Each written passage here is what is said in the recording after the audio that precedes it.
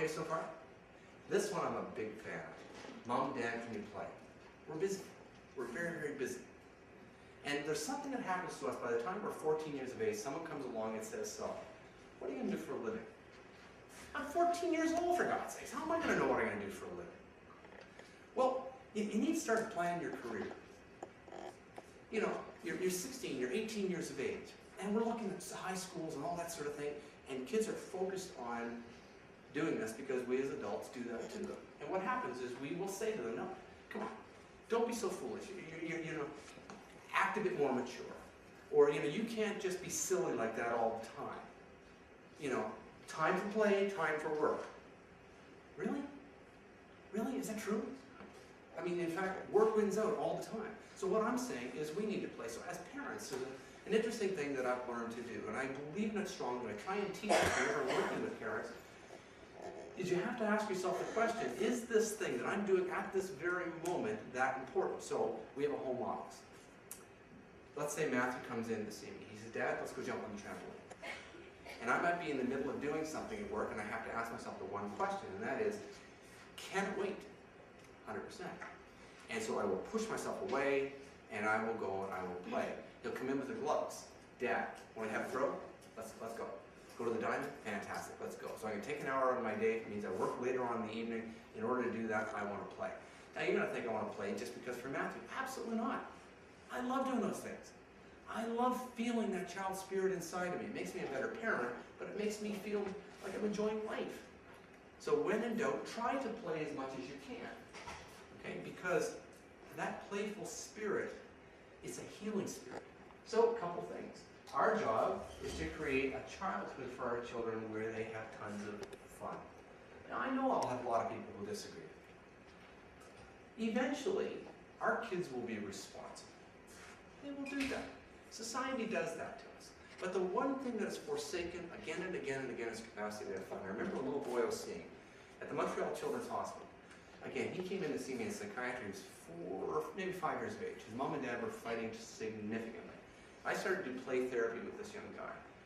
And when I was doing work with him, the one thing that was so striking for me, we had a plethora of toys and things in there that he could play with. And he always went over and grabbed the broom and grabbed the mop and started cleaning the room. Now some people are going to talk about this diagnosis and that diagnosis. Forget the diagnosis. This is a young boy who didn't know how to play, didn't feel he had permission to play. And I thought, that was heartbreaking. I'll never forget that kid. And that was almost 30 years ago. And where does that come from? So we need to be able to teach that as much as we can. Think yes until convinced no. And I'll be honest with you, I think if my wife were here, she might even agree with this, that I had to almost coach her to think this way. Kids come into the house. And they say, Mom, Dad, can I have 8 kids over tonight for dinner? Interesting. There is a reflex that happens in us. And I'm going to encourage you, allow the reflex to be yes. Unless you can be convinced of a very good reason why it should be no. Does that make any sense to you? Absolutely. Because yes is going to win relationships. You're going to have fun, you're going to enjoy. Think yes. Unless there's some really good reason why you cannot do it. And I promise you, if you do what I'm asking you to do, you will find on several occasions the no that you were about to reflex, the no you were about to give as an instinct will be dismissed. Okay? So think yes until convinced no. Feel yourself laugh again and get excited again, smile again, and then you will want to do it all over again. And that's really talking to you. It's talking to me. If I go out there and I jump on the trampoline with Matthew, or if we go out and we play and we ski, or we you know, whatever we're going to be doing. If I go down and do that video game thing with him where I'm a baseball player and I don't know anything about that, I feel like, you know, Scarlett O'Hara, I don't know nothing about Birth of No Baby and Scarlett. I don't know nothing about those video games, but we're going to have fun. And guess what? If in fact we do, I'm going to want to do it again.